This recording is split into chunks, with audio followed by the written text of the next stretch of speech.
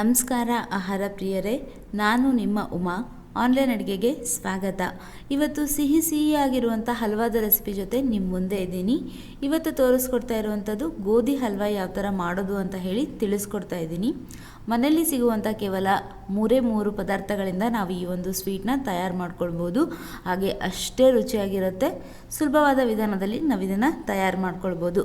So ಈ ಒಂದು ರೆಸಿಪಿನ ಶುರು ಮಾಡೋಕ್ಕಿಂತ ಮುಂಚೆ ನಮ್ಮ ಚಾನಲ್ನ ಹೊಸದಾಗಿ ನೋಡ್ತಾ ಇದ್ದರೆ ದಯವಿಟ್ಟು ಸಬ್ಸ್ಕ್ರೈಬ್ ಮಾಡುವ ಮೂಲಕ ನನ್ನನ್ನು ಪ್ರೋತ್ಸಾಹಿಸಿ. ಹಾಗೆ ಪಕ್ಕದಲ್ಲೇ ಕಾಣುವಂಥ ಬೆಲೈಕನ್ನ ಕ್ಲಿಕ್ ಮಾಡಿದ್ರೆ ನನ್ನ ಮುಂದಿನ ವಿಡಿಯೋ ನೋಟಿಫಿಕೇಷನ್ ಬರುತ್ತೆ. ಯಾರಿಗೆಲ್ಲ ಸ್ವೀಟ್ ಇಷ್ಟ ನೋಡಿ ಅವರು ಈಗಲೇ ಒಂದು ಲೈಕ್ ಮಾಡಿ. ಈ ಹಲ್ವಾನ ಪ್ರಯತ್ನ ಪಟ್ಟು ಇದು ಯಾವ ಥರ ಬಂತು ಅನ್ನೋದನ್ನು ಕಮೆಂಟ್ಸಲ್ಲಿ ತಪ್ಪದೇ ತಿಳಿಸಿ. ಸೊ ಹಾಗಿದ್ರೆ ಬನ್ನಿ ಹಲ್ವಾದ ರೆಸಿಪಿನ ಶುರು ಮಾಡೋಣ. ಮೊದಲಿಗೆ ಒಂದು ಪಾತ್ರೆ ತೊಗೊಂಡಿದ್ದೀನಿ. ಅದಕ್ಕೆ 1 ಕಪ್ ಆಗುವಷ್ಟು ಗೋಧಿ ಹಿಟ್ಟನ್ನು ಹಾಕ್ಕೊಳ್ತಾ ಇದ್ದೀನಿ. ಇದಕ್ಕೆ ಸ್ವಲ್ಪ ನೀರನ್ನೇ ಹಾಕ್ಕೊಂಡ್ಬಿಟ್ಟು ನಾವು ಚಪಾತಿ ಹಿಟ್ಟನ್ನೆಲ್ಲ ಕಲಿಸ್ತೀವಿ ನೋಡಿ, ಅದೇ ರೀತಿಯಾಗಿ ಹಿಟ್ಟನ್ನು ಕಲಿಸ್ಕೊಳ್ಬೇಕಾಗತ್ತೆ. ಆದರೆ ಚಪಾತಿ ಹಿಟ್ಟಷ್ಟು ಏನೋ ಗಟ್ಟಿ ಬೇಡ, ಇದನ್ನು ಸ್ವಲ್ಪ ಸಾಫ್ಟಾಗಿ ಕಲಿಸ್ಕೊಂಡ್ರೂ ಸಾಕಾಗುತ್ತೆ. ಸ್ವಲ್ಪ ನೀರನ್ನೇ ಹಾಕ್ಕೊಂಡು ಕಲಿಸ್ಕೊಳ್ಳಿ. ಹಾಗೆ ಇದಕ್ಕೆ ಉಪ್ಪು ಮತ್ತು ಎಣ್ಣೆ ಏನು ಹಾಕೋದು ಬೇಡ, ಹಾಗೆ ಹಿಟ್ಟನ್ನೇ ನಾವು ಕಲಸಿಡ್ಬೇಕಾಗತ್ತೆ. ನೋಡಿ ಇವಾಗ ಹಿಟ್ಟು ಕಲಸಿದ್ದು ರೆಡಿಯಾಗಿದೆ. ಇಷ್ಟು ಸಾಫ್ಟಾಗಿದ್ದರೆ ಸಾಕು. ಈಗ ಈ ಹಿಟ್ಟು ಮುಳುಗುವಷ್ಟು ನಾನು ನೀರನ್ನು ಹಾಕ್ಕೊಳ್ತಾ ಇದ್ದೀನಿ. ನನಗೆ ಸುಮಾರು 2.5 ಗ್ಲಾಸ್ನಷ್ಟು ನೀರು ಹಿಡಿದಿದೆ. ನೀವೆಷ್ಟು ಅಳತೆಯಿಂದ ಗೋಧಿ ಹಿಟ್ಟನ್ನ ತೊಗೊಂಡಿದ್ದೀರಾ ಅದ್ರ ಮೇಲೆ ಡಿಪೆಂಡ್ ಆಗುತ್ತೆ. ಈಗ ಇದನ್ನು ಮುಚ್ಚಿಬಿಟ್ಟು ಒಂದು 3 ತಾಸು ನಾವು ಬಿಡಬೇಕಾಗತ್ತೆ. ಹಿಟ್ಟು ಚೆನ್ನಾಗಿ ನೆನೆಯುತ್ತೆ. ಈಗ ನೋಡಿ 3 ತಾಸು ಆಗಿದೆ. ನಾನು ತೆಗೆದ್ಬಿಟ್ಟು ಈಗ ಹಿಟ್ಟನ್ನು ಚೆನ್ನಾಗಿ ಕಲಿಸ್ಕೊಳ್ತಾ ಇದ್ದೀನಿ.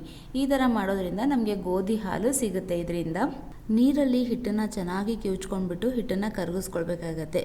ಇದು ಒಂದು 5 ನಿಮಿಷವರೆಗೂ ಮಾಡಿದ್ರೆ ಹಿಟ್ಟು ಚೆನ್ನಾಗಿ ಕರಗಿಬಿಡುತ್ತೆ. ಇವಾಗ ಇದು ಚೆನ್ನಾಗಿ ಕರಗಿದೆ ನೋಡಿ. ಇವಾಗ ನೀರು ರೆಡಿಯಾಗಿದೆ.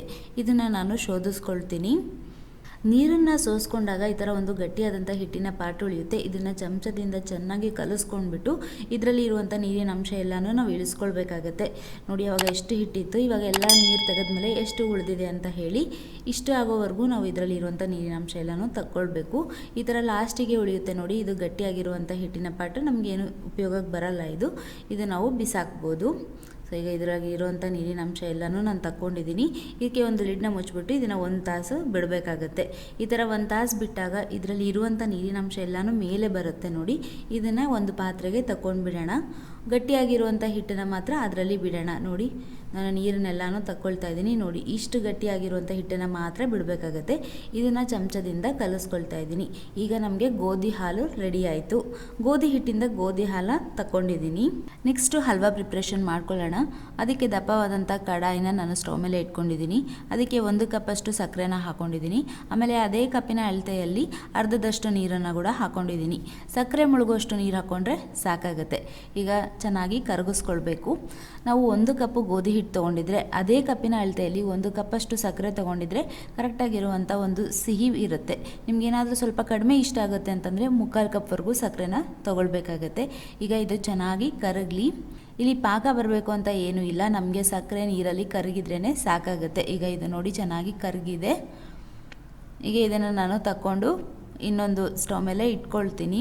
ಇವಾಗ ನೆಕ್ಸ್ಟ್ ಕ್ಯಾರಮೆಲ್ಲ ರೆಡಿ ಮಾಡ್ಕೊಳ್ಳೋಣ. ಒಂದು ಪ್ಯಾನ್ನ ಸ್ಟವ್ ಮೇಲೆ ಇಟ್ಕೊಂಡಿದ್ದೀನಿ.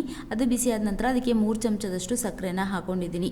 ಸಕ್ಕರೆನ ಈ ಬಿಸಿಯಲ್ಲೇ ಕರಗಿಸಿದಾಗ ನಮಗೆ ಕ್ಯಾರಮೆಲ್ ರೆಡಿ ಆಗುತ್ತೆ. ಈ ಸಕ್ಕರೆನ ಕರಗಿಸೋದಕ್ಕೆ ತುಪ್ಪ ಆಗಲಿ ಅಥವಾ ನೀರಾಗಲಿ ಏನು ಹಾಕ್ಕೊಳ್ಬಾರ್ದು. ಹಾಗೆ ಬಿಸಿಯಲ್ಲಿನೇ ಕರಗುತ್ತೆ ಇದು. ಈಗ ನೋಡ್ಬೋದು ಸಕ್ಕರೆ ಎಲ್ಲ ಕರಗಿಬಿಟ್ಟು ಒಂದು ಪಾಕದ ಅಂಶ ಬರ್ತಾ ಇದೆ ನಮಗೆ.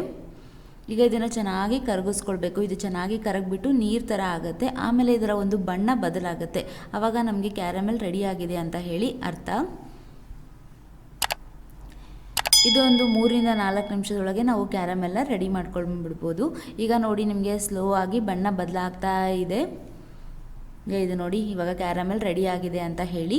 ಆವಾಗೆ ಕಡಾಯಿನಲ್ಲಿ ನಾವು ಸಕ್ಕರೆ ನೀರನ್ನ ಕರಗಿಸಿ ಇಟ್ಕೊಂಡಿದ್ದೆ ನೋಡಿ, ಅದನ್ನು ನಾನು ಸ್ಟವ್ ಮೇಲೆ ಇಟ್ಕೊಂಡಿದ್ದೀನಿ. ಅದಕ್ಕೆ ಈಗ ರೆಡಿ ಮಾಡಿರೋಂಥ ಕ್ಯಾರಮೆಲ್ಲ ಹಾಕ್ಕೊಳ್ತಾ ಇದ್ದೀನಿ. ಕ್ಯಾರಮೆಲ್ಲು ಬಿಸಿ ಇದ್ದಾಗೇ ನಾವು ಮಾಡ್ಕೊಂಡ್ಬಿಡ್ಬೇಕು, ಇಲ್ಲ ಅಂತಂದರೆ ಕ್ಯಾರಮೆಲ್ ಗಟ್ಟಿ ಆಗುತ್ತೆ. ಈ ಪ್ರೋಸೆಸ್ ಎಲ್ಲ ಸ್ವಲ್ಪ ಫಾಸ್ಟಾಗಿಯೇ ಮಾಡ್ಕೊಳ್ಬೇಕು. ಕ್ಯಾರಮೆಲ್ಲು ಮತ್ತು ಸಕ್ಕರೆ ನೀರು ಚೆನ್ನಾಗಿ ಒಂದಕ್ಕೊಂದು ಬೆರೆತ್ಕೊಂಡು ಒಂದು ಅಂಟು ಪಾಕ ಥರ ಬರಬೇಕು. ಅಲ್ಲಿವರೆಗೂ ನಾವು ಇವೆರಡನ್ನ ಚೆನ್ನಾಗಿ ಕುದಿಸ್ಕೊಳ್ಬೇಕಾಗತ್ತೆ. ಇವಾಗ ಇದು ಚೆನ್ನಾಗಿ ಕುದ್ದಿದೆ. ನಾನೀಗ ಟೆಸ್ಟ್ ಮಾಡ್ತಾ ಇದ್ದೀನಿ ನೋಡಿ.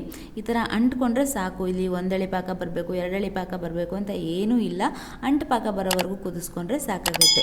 ಅವಾಗೆ ರೆಡಿ ಮಾಡಿ ಇಟ್ಕೊಂಡಿರೋಂಥ ಗೋಧಿ ಹಾಲನ್ನ ಇದಕ್ಕೆ ಹಾಕ್ಕೊಳ್ತಾ ಇದ್ದೀನಿ. ಇದನ್ನು ಹಾಕ್ಕೊಳ್ಬೇಕಾದ್ರೆ ಒಂದು ಸತಿ ಕಲಿಸ್ಬಿಟ್ಟು ಹಾಕ್ಕೊಳ್ಳಿ. ಗೋಧಿ ಹಾಲು ಹಾಕೊಂಡ್ಮೇಲೆ ಕಂಟಿನ್ಯೂಸ್ ಆಗಿ ಕಲಿಸ್ತಾನೆ ಇರಬೇಕಾಗತ್ತೆ. ಇದು ಹಲ್ವಾ ಆಗೋವರೆಗೂ ನಾವು ಇದರ ಕೈನ ಬಿಡುವಂತನೇ ಇಲ್ಲ, ಕಲಿಸ್ತಾನೆ ಇರಬೇಕು. ಇಲ್ಲಿಂದ ಕೈಗೆ ಸ್ವಲ್ಪ ಕೆಲಸ ಶುರು ಆಗುತ್ತೆ. ಇದನ್ನು ಮಾಡ್ತಾ ಇರಬೇಕಾದ್ರೆ ನಾವು ದಪ್ಪ ತಳ ಇರುವಂಥ ಕಡಾಯಿ ಅಥವಾ ಪಾತ್ರೆನೇ ತೊಗೊಳ್ಬೇಕಾಗತ್ತೆ. ಇಲ್ಲ ಅಂತಂದರೆ ಸೀದು ಹೋಗುವಂಥ ಚಾನ್ಸಸ್ ಇರುತ್ತೆ, ಹಾಗೆ ಕಚ್ಕೊಂಡು ಬಿಡುತ್ತೆ. ಅದಕ್ಕೆ ಈಗ ಇದು ನೋಡಿ ಗಟ್ಟಿ ಆಗ್ತಾ ಇದೆ. ಇದಕ್ಕೀಗ ನಾನು ಒಂದು ಚಮಚದಷ್ಟು ತುಪ್ಪನ ಹಾಕ್ಕೊಳ್ತೀನಿ. ಇಲ್ಲಿ ಓವರಾಲ್ ಆಗಿ ನನಗೆ ಅರ್ಧ ಕಪ್ನಷ್ಟು ತುಪ್ಪ ಹಿಡಿದಿದೆ. ಒಂದೊಂದೇ ಚಮಚ ಹಾಕ್ಕೊಂಡು ನಾವು ಇದನ್ನು ಚೆನ್ನಾಗಿ ಕಲಿಸ್ಕೊಳ್ಬೇಕಾಗತ್ತೆ.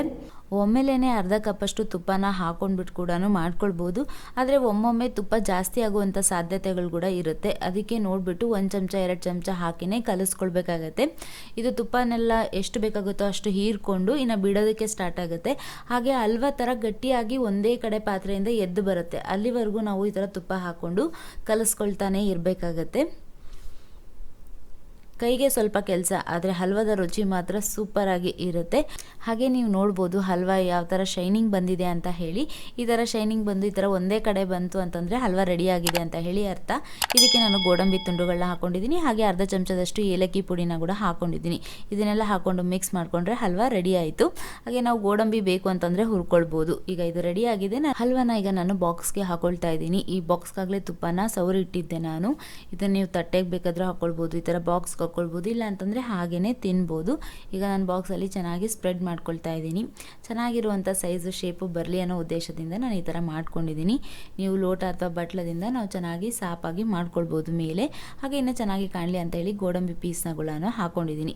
ಈಗ ತಣ್ಣಗಾದ ನಂತರ ನಾನು ಎಡ್ಜಿಗೆ ಕೊರಿತಾ ಇದ್ದೀನಿ. ನೋಡಿ ಈ ಥರ ಎಡ್ಜಿಗೆ ತಗೊಂಡ್ಬಿಟ್ಟು ಒಂದು ತಟ್ಟೆಗೆ ಹಾಕ್ಕೊಂಡ್ರೆ ನೋಡಿ ಹಲ್ವಾ ಎಷ್ಟು ಚೆನ್ನಾಗಿ ಬಂದಿದೆ ಅಂತ ಹೇಳಿ.